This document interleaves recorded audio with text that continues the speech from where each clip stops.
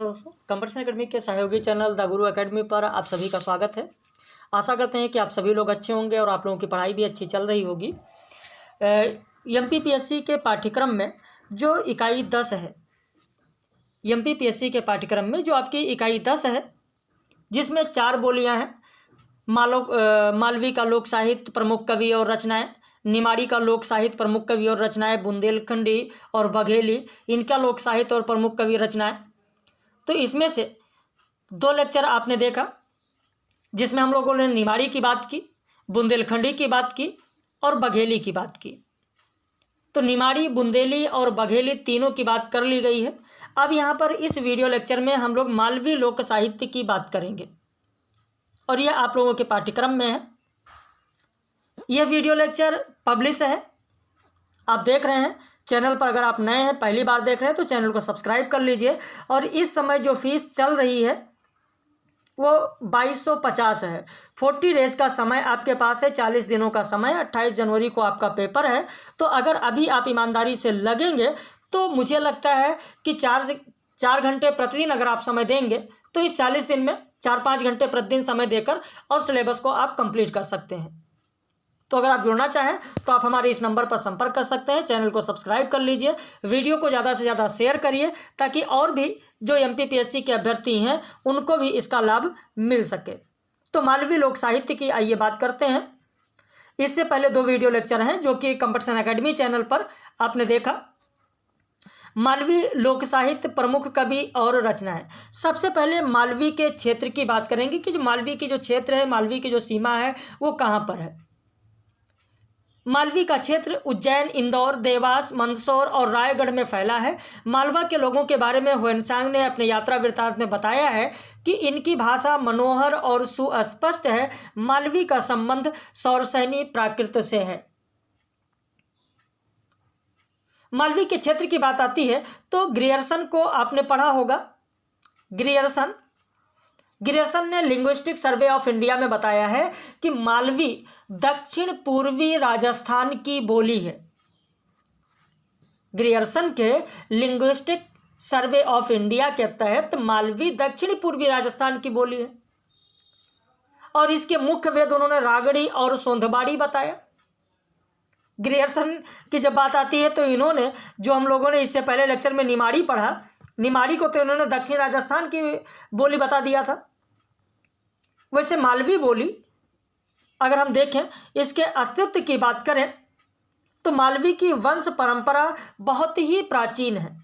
आदिकाल में यह अवंतिजा के रूप में थी, यानी अवंतिजा मालवी की जननी है। अवंतिजा मालवी की जननी है, यानी मालवी बोली अवंतिजा की ही वंशज है। प्राकृत चंद्रिका किताब आप उठाकर देखें, कुवलय माला आपने अगर पढ़ा हो, नाट्यशास्त्र अगर आपने पढ़ा हो, तो वहां भी आपको देखेंगे कि अवंतिजा आपको मिलेगी। अवंतिजा यानी अवंती प्रदेश, अवंती प्रदेश। और जो अवंती प्रदेश है वो अवंती प्रदेश कौन सा है? अवंती प्रदेश, अवंती प्रदेश मालवा। अवंती प्रदेश कौन सा है? मालवा ही तो है, जो प्राकृत चंद्रिका में, कुवलय माला में, नाट्यशास्त्र में मिलेगा आपको। और इसका केंद्र अवंतिका है। अवंतिका मतलब उज्जैनी। इसका केंद्र कहाँ है? तो अवंतिका है, उज्जैनी। वैसे जब बात आती है इसके अस्तित्व की, तो आपको बताएं, देसी भाषाओं के विकास का युग कब से आरंभ हुआ ये तो ठीक नहीं पता है, लेकिन ये जरूर कहा जा सकता है कि देसी भाषाएं अपभ्रंश की बेटियां और पोतियां हैं। अगर आपने राहुल सांकृत्यायन को अगर पढ़ा हो, राहुल सांकृत्यायन की रचना है हिंदी काव्यधारा। राहुल सांकृत्यायन की हिंदी काव्यधारा अगर आपने पढ़ा है तो ध्यान दीजिए, पेज संख्या 12 आप पलट कर देखिए, हिंदी काव्यधारा अगर आपके पास है, जहां पर राहुल सांकृत्यायन कहते हैं कि वस्तुतः ये सारी आधुनिक भाषाएं 12वीं-13वीं शताब्दी में अपभ्रंश से अलग होती दिख पड़ी। राजशेखर ने भी काव्य मीमांसा में यही बात सिद्ध किया कि 12वीं-13वीं शताब्दी में अपभ्रंश से अलग हुई हैं सारी भाषाएं। तो इस तरीके से मालवी का अस्तित्व है। मालवी के उपभेद अगर देखें तो सुविधानुसार स्थानों और जातियों के नाम पर इसे वर्गीकृत किया गया है। जैसे रतलामी है, स्थान के आधार पर रतलाम में रतलामी, ऐसे उमटवाड़ी, मंदसौर में मंदसौरी, सोंधवाड़ी, मेवाती, भोयरी, पटवी, रागड़ी, ये सब उपभेद है। स्थान सूचक भी उपभेद है, जैसे उत्तरी मालवी में सोंधवाड़ी और रतलामी है। दक्षिण मालवी में आप देखेंगे, दक्षिण मालवी में कौन है? निमाड़ी है। दक्षिण मालवी में निमाड़ी है। पूर्वी मालवी में कौन है? उमटवाड़ी है। पूर्वी मालवी के तहत कौन आएगा? तो उमटवाड़ी आएगा।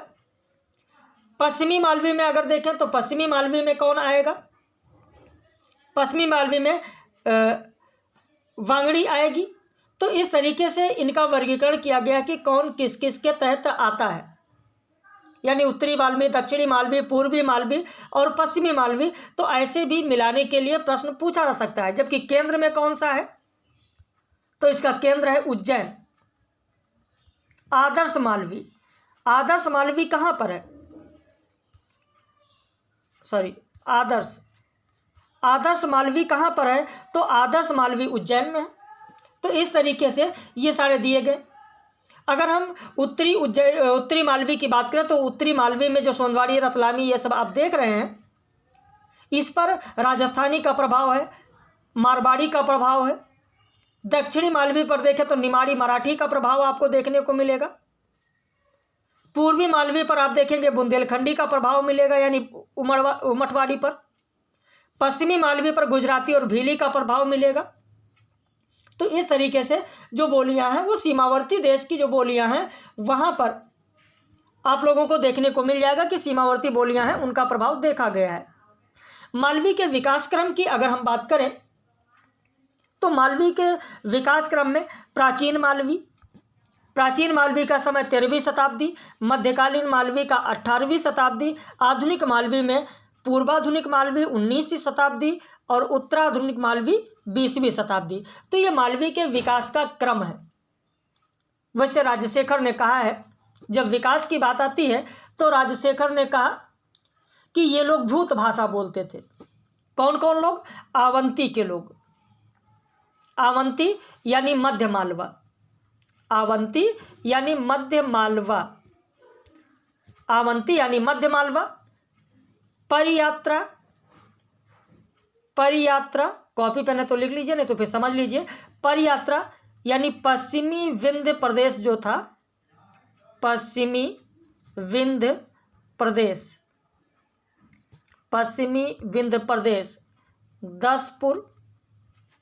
दसपुर यानी उत्तर मालवा। तो राजशेखर ने कहा कि आवंती, परियात्रा और दसपुर, इसके लोग भूत भाषा बोलते थे। यानी राजशेखर ने जो भूत भाषा कहा तो उनके अनुसार भूत भाषा अर्थात पैसाची है। और इसी पैसाची के बारे में जब बात राजशेखर की आई और पैसाची की बात आ गई तो एक कथन याद आता है। हजारी प्रसाद द्विवेदी ने कहा था कि देखिए, वह कोई स्वतंत्र भाषा नहीं है। पैसाची के बारे में हजारी प्रसाद द्विवेदी ने कहा था कि वह कोई स्वतंत्र भाषा नहीं है, बल्कि आर्य भाषा का आर्यतर भाषित विकृत रूप है। और ठीक वैसे ही शांति निकेतन में काम करने वाले संथालों की बंगला, तो जिस तरीके से शांति निकेतन में काम करने वाले संथालों में बंगला बोली जाती है, ऐसे ही यहाँ पर बताया गया कि हाँ ठीक है, ऐसे ही पैसाची बोली जाती है। राजा भोज के समय आप देखेंगे बहुत सारी देसी जो भाषाएं थी, देसी भाषाओं को प्रोत्साहन मिला, देसी भाषाएं आगे बढ़ी। अब मालवी में जो प्रसिद्ध है वो है माच या मंच यानी नाटक, जिसका प्रवर्तन बाल मुकुंद गुरु ने किया। इनके माच की जो विषय वस्तु थी वो निर्गुणी रहती थी। इन्होंने 16 माचों की रचना की और सभी पर अभिनय भी हुआ। उस समय माच या मंचन योग्य नाटक बहुचर्चित था।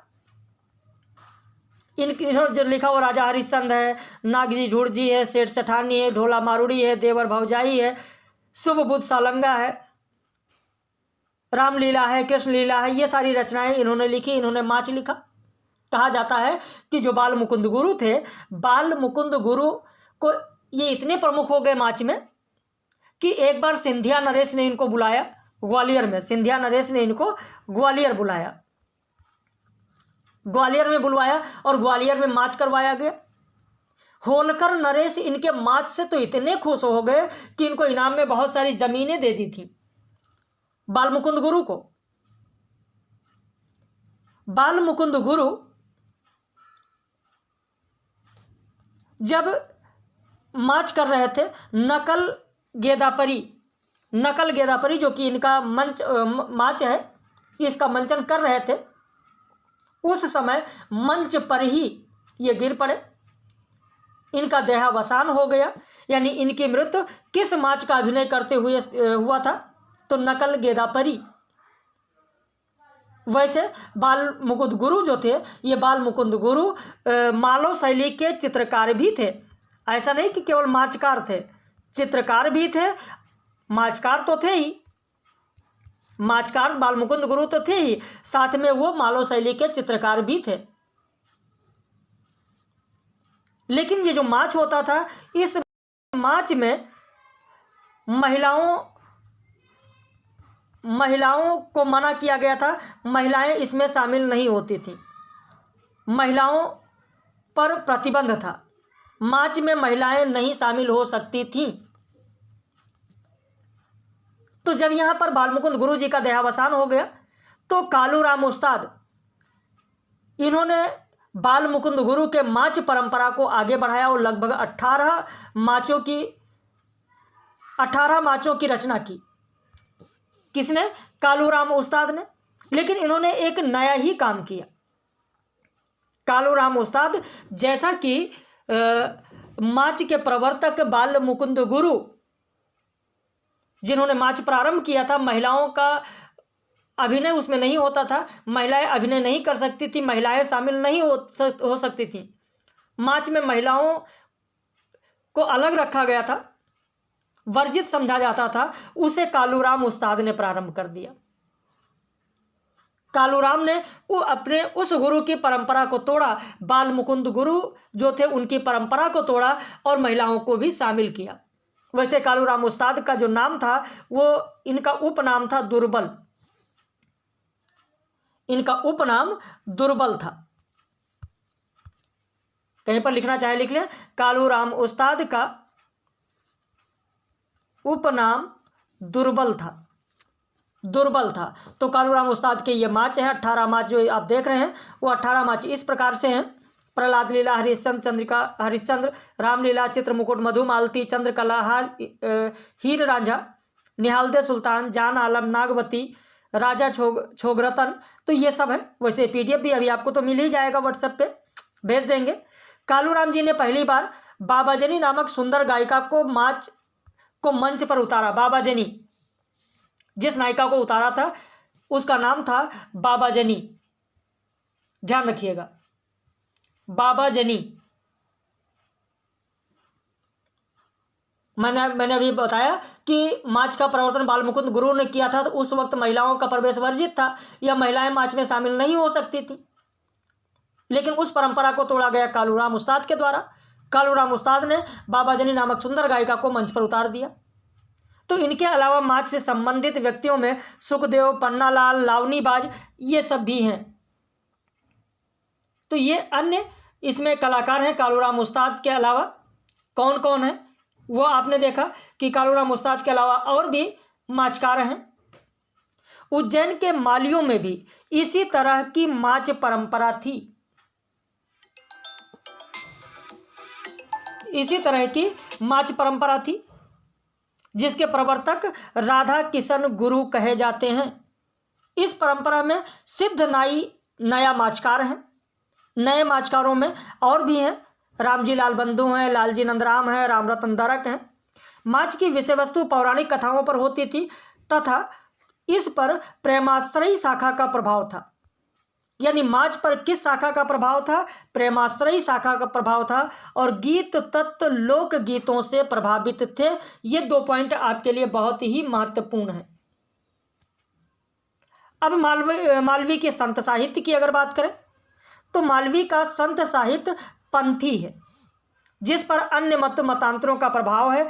कुछ साहित्य भजनी भी हैं, यानी पंथी और भजनी दो भागों में हम विभाजित कर सकते हैं। जो पंथी होता था वो निर्गुणी होता था, जो भजनी होता था वो सगुणी होता था। निर्गुणी साहित्य रचित भी होता था, लोक प्रचलित भी होता था, ऐसे भजनी भी रचित भी होता था और लोक प्रचलित भी होता था। निर्गुणी साहित्य में रचित के अंतर्गत गोरखबानी था, बाबा हरिहरदास के पद थे, गुप्तानंद महाराज के पद थे, केशवानंद महाराज के पद थे, नित्यानंद की रचनाएं, तो ये सब थी। लोक प्रचलित निर्गुणी साहित्य ही लोक साहित्य है, जिसमें रामदेव जी, कबीरा, गोरख, भरथरी, बैराग आदि आते हैं। सगुणी साहित्य जो थी, सगुणी साहित्य भजनी थी। सगुणी साहित्य जो थी वो कैसी थी? तो सगुणी साहित्य भजनी थी। प्रायः भजन, कीर्तन या धार्मिक आयोजनों का विषय इसमें होता था। इसके तहत श्री नारायण व्यास का मालवी रामायण, कल मैंने आप लोगों से पूछा था, याद होगा लाइव कक्षा में,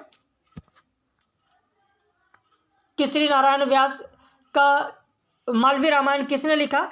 तो श्री नारायण व्यास मैंने बताया था, और ये किस छंद में है मैंने ये पूछा था, और मैंने बताया भी था कुंडलिया छंद में। याद होगा, जो लाइव कक्षा में रहे होंगे उनको जरूर याद होगा, कुंडलिया छंद में रात में मैंने पूछा था। और ये वही श्री नारायण व्यास हैं जिन्होंने श्री गणेश और पंचमुखी हनुमान की स्तुति भी अनेक पद में लिखा है। लिखना चाहें लिख ले, कॉपी पेन आपके पास होना चाहिए। मैं बार बार समझाता हूं कि कॉपी पेन लेकर आप लोग बैठा करें, कॉपी पेन लेकर बैठा करें। मैं बार बार इस चीज़ को समझाता हूं, आप लोग ध्यान नहीं देते हैं। श्री नारायण व्यास ने श्री गणेश और पंचमुखी हनुमान की स्तुति भी लिखी। इन्होंने मालवी रामायण जो लिखा वो कुंडलिया छंद में है, कुंडलिया छंद में है, कुंडलिया छंद में है। स्वामी दीनानाथ का लक्ष्मीकांत पदावली है। सगुणी लोक साहित्य में चंद्र सखी और सींगा के भी पद हैं। चंद्र सखी कृष्ण भक्त कवित्री थी, जैसे उत्तर में मीरा थी, ऐसे मालवी में अगर हम देखें तो मालवी में चंद्र सखी थी।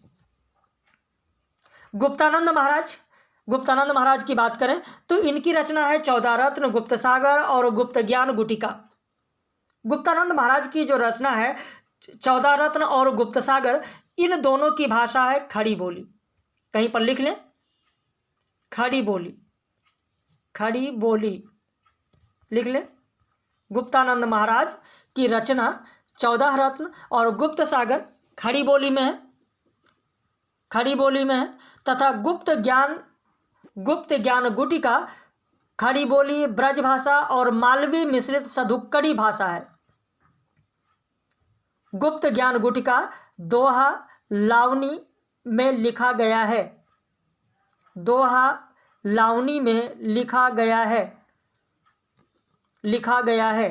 केशवानंद महाराज इनके गुरु गुप्तानंद महाराज थे। इनकी रचना तत्वज्ञान गुटिका है।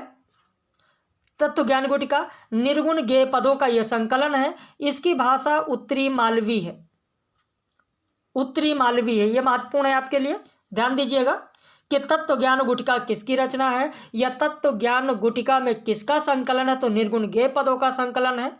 या तत्व ज्ञान गुटिका की भाषा कौन सी है? तो उत्तरी मालवी है। नित्यानंद महाराज जी की रचना नित्यानंद विलास को संग्रहित करने का श्रेय कन्हैयालाल उपाध्याय को है, कन्हैयालाल उपाध्याय को है। चंद्रसखी मालवी और राजस्थानी क्षेत्र की लोक गायिका या कृष्णाश्रयी शाखा की लोक भजनकार हैं। वैसे इनके बारे में बहुत ज़्यादा साहित्य उपस्थित नहीं है। मोतीलाल मेनारिया ने कुछ अलग ही माना है। उन्होंने तो कहा ये मालवी की कवित्री है, जबकि अगरचंद नाहटा मानते हैं कि नहीं, ऐसा नहीं है। तो अलग अलग लोगों का अलग अलग मत है, तो इस पर एक मत नहीं है। चंद्रसखी पर एक मत नहीं है। मारवाड़ी भजन सागर में चंद्र सखी के लगभग 54 पद प्रकाशित हुए हैं। मारवाड़ी भजन सागर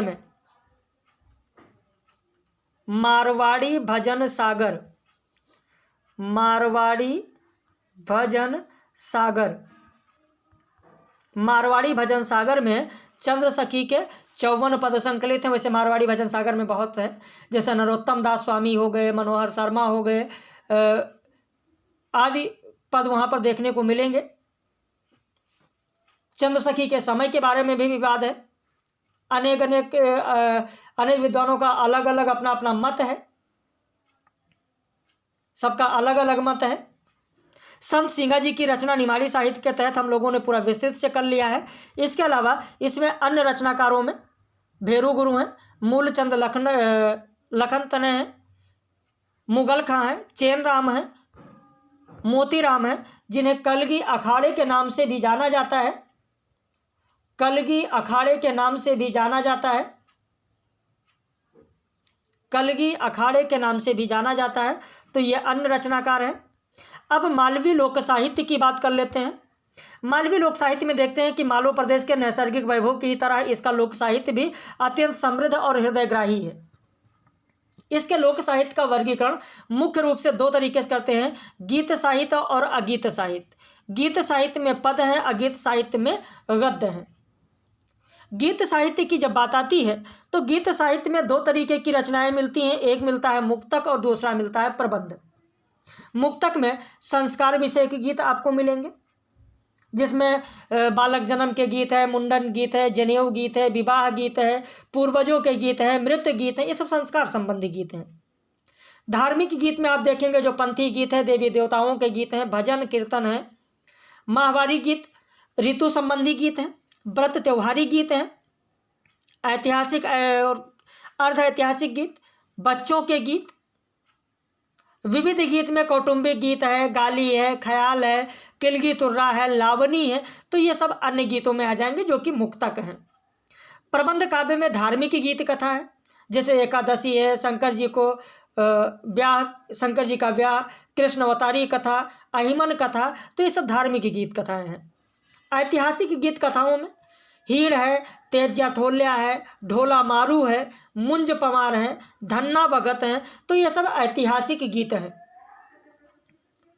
धार्मिक गीतों में पंथी जो गीत है वो पौरुष प्रवृत्ति की है। पौरुष जो है, पंथी गीत जो होता है वो पंथी गीत होता है जिसको केवल पुरुष गाते हैं, पुरुष प्रधान गीत है पंथी। मालवी गीत में सामाजिक राजनीतिक परिवर्तन के गीतों की भी झलक मिलती है। जैसे आप देखेंगे असहयोग आंदोलन, गांधी जी का असहयोग आंदोलन की भी झलक हमको मालवी गीत में मिल जाएगी। मुगलों के अत्याचारों का संकेत और उसके बाद में 1857 का स्वतंत्रता आंदोलन की चिंगारी भी, फिरंगियों के विरोध के नाम पर कुछ गीत यहाँ पर आपको देखने को मिलेंगे मालवी गीत में। फिर भी मालवी जन संतोषी है। वह उपजाऊ भूमि के स्वामी होकर सदैव निश्चिंत रहे हैं। अन्य प्रांतों के गीतों में अकाल के समय मालवा जाने की सलाह दी गई है। एक कहावत है कि सावन कृष्ण एकादशी गरज मेघ अधरात, सावन कृष्ण एकादशी और गरज मेघ अधरात, और तुम जाओ अब मालवा हम जाएं गुजरात। लेकिन मालवी किसान को अपनी भूमि छोड़कर जाने की कभी कल्पना भी नहीं हुई है। तो मालवा की संस्कृति ही ऐसी है। मालवी का अगीत साहित्य जो है वो मौखिक गद्य ही है, जिसमें वार्ता कथाएं, प्रहेलिका और प्रकीर्ण आते हैं। इसी में मैंने आप लोगों को यह भी बताया है कि मालवा लोक साहित्य परिषद उज्जैन के अनुसार किलगी तुर्रा परंपरा सर्वप्रथम कहाँ पर मिलती है। किलगी तुर्रा परंपरा, अब कुछ लोग कहेंगे सर किलगी तुर्रा क्या है। किलगी तुर्रा 2 दल होता था, प्रश्नोत्तर शैली कह सकते हैं आप। एक किलगी दल होता था, एक तुर्रा दल होता था। किलगी दल अगर एक कोई कथन कहता था तो दूसरे कथन में तुर्रा में उसका जवाब दिया जाता था। तो यह था किलगी तुर्रा। तो सर्वप्रथम यह ग्राम मोरगढ़ी निमाड़ में सुनने को मिला। इसके 2 दल होते थे, किलगी और तुर्रा। किलगी एक दल गाता है तो तुर्रा दूसरा दल गाता है। इसमें तुर्रा शिव का आराधक है, किलगी पार्वती का। इसमें प्रयुक्त पदों को जंजीरा कहा जाता है और इस परंपरा के साहित्य का विकास मुसलमानी शासन काल में हुआ है। ये कहा जाता है कि इसका जो विकास हुआ है वो मुसलमानी शासन काल में हुआ है। टोलियां बनाकर ये गाया जाता है और ये परंपरा हमेशा से चली आ रही है। ये निमाड़ में भी आपको देखने को मिलेगा और ये आपको मालवा में भी आपको देखने को मिलेगा। मालवी साहित्य संकलित करने वाले रचनाकार कौन हैं और उनकी रचनाएं कौन सी हैं? सर्वप्रथम मालवी साहित्य को संकलित करने का श्रेय श्री भास्कर रामचंद्र मालेराव ने किया। श्री रामाज्ञा द्विवेदी समीर ने भी इस पर काम किया। मालवी लोकगीतों में नारी रचना प्रभाग चंद्र शर्मा की है।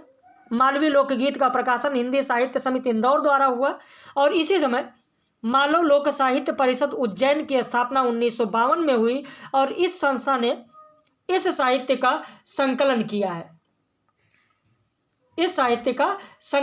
है। अगर मालवी गद्य की बात करें तो मालवी गद्य का जो आरंभ हुआ है वो श्री पन्नालाल नायब लिखित मास्टर साहब की अनोखी छटा नामक प्रहसन से माना जाता है। इनकी दूसरी भी रचना है भारत में थू और फू शीर्षक प्रहसन है, लेकिन ये मालवी में नहीं है। लेकिन जो गद्य का प्रारंभ माना जाता है वो पन्नालाल नायब के द्वारा लिखा गया प्रहसन मास्टर साहब की अनोखी छटा से माना जाता है। वैसे संवत 2004 में हिंदी ज्ञान मंदिर बंबई से प्रकाशित जागीरदार नाटक मालवी का एक सफल प्रयोग सिद्ध हुआ। यह नाटक नारायण विष्णु जोशी द्वारा अपने अनुज जयराम जोशी के सहयोग से लिखा गया है। जागीरदार नाटक जो है, इस नाटक की कथा वस्तु मालवा में जागीरदारी प्रथा थी उसके दोषों को उभारते हुए निम्न वर्ग के प्रति सहानुभूति व्यक्त करने के लिए हुई है। जागीर के अधिकारियों द्वारा राजल और मेरूलाल दो पात्र इसमें पीड़ित किए जाते हैं। एक और दोनों पात्र हैं तो दूसरी ओर जागीरदार का दल है। कैसा भी झगड़ा खड़ा करें, जुल्म करना उनका साधारण काम है। जागीरदार से आदमी सुंदर सिंह, कामदार, महाराज सब अपना काम बड़ी मुस्तैदी से करते हैं और इन सब के ऊपर है जागीरदार।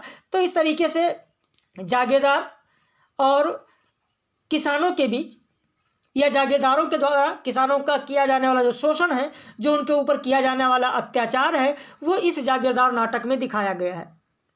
श्रीनिवास जोशी कृत वार पट्टा भारी कड़ी ये जो रचना है वो वीणा मासिक पत्रिका में प्रकाशित हुआ। इनकी और भी कहानियां हैं, चतुर्भुज मारो, सासू जी रिसाएगा, सोना पाली। तो ये सब श्रीनिवास जोशी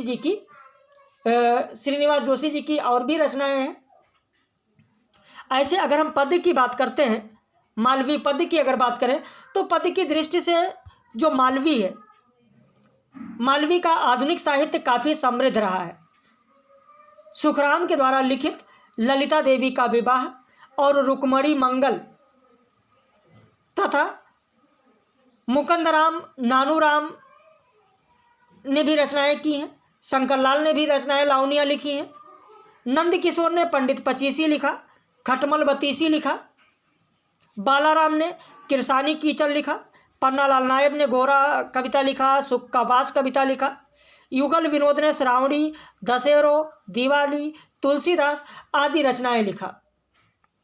मालवी पद में नए नए उन्मेष से नवीन प्रवृत्ति लाने का जो श्रेय है वो नवीन प्रवृत्ति लाने का श्रेय आनंदराव दुबे को जाता है। कविता के रूढ़िगत छंद से ऊपर उठकर श्री दुबे ने पहली बार मालवी गीतों को अपनी ऊंची आवाज में गाकर प्रेरणा का अतुलित संचार किया। वैसे इनसे पहले आनंदराव दुबे से पहले तोमर की जो कविताएं थी वो बहुत ही प्रमुख थी। तोमर की कविताएं लोगों को बहुत प्रभावित करती थी। फुटकर जो पद थे वो बहुत ज़्यादा प्रभावित करते थे। नवयुवक कवि तोमर के मालवी गीत लोगों में बहुत प्रचलित थे, लेकिन बीच में तोमर जी कुछ समय तक मौन रहे और अब पुनः सामने आ गए हैं आनंदराव दुबे। तो आनंदराव दुबे इस संक्रांति काल में धरती की सुगंध लेकर प्रकट हुए। वैसे इनका कोई संग्रह अभी तक प्रकाशित नहीं हुआ है, लेकिन फुटकर कविताओं ने आप देखेंगे लोगों को खूब प्रभावित किया। जैसे बसंत बरसात गाई रे, रामाजी, रही गया रेस्ती रे, आशा बेटा नागरा, सर चला रे नाना की लाड़ी, टू हूँ आधड़ ईगो, कुंवारो नानो। तो ऐसे बहुत सारे पद इनके हैं, आनंदराव दुबे के। तो इस तरीके से आपने मालवी संस्कृति भी देखी, मालवी लोक साहित्य देखी, मालवी के लोक साहित्यकार आपने देखा। अब अगर आपने चैनल अभी तक सब्सक्राइब नहीं किया तो सब्सक्राइब कर लीजिए चैनल को। और अगर आप जुड़ना चाहते हैं 2250 फीस है, इस 40 दिन में अगर आप करना चाहते हैं तो बहुत ही ईमानदारी से आप कर सकते हैं। इस नंबर पर आप संपर्क कर सकते हैं। वैसे UGC नेट का भी बैच हमारे यहाँ प्रारंभ हो चुका है। तो हम लोग फिर मिलेंगे ऐसे ही महत्वपूर्ण वीडियो लेक्चर के साथ। बाकी रात में 8:30 बजे लाइव कक्षा में प्रश्नोत्तरी होगी इसी पर आधारित।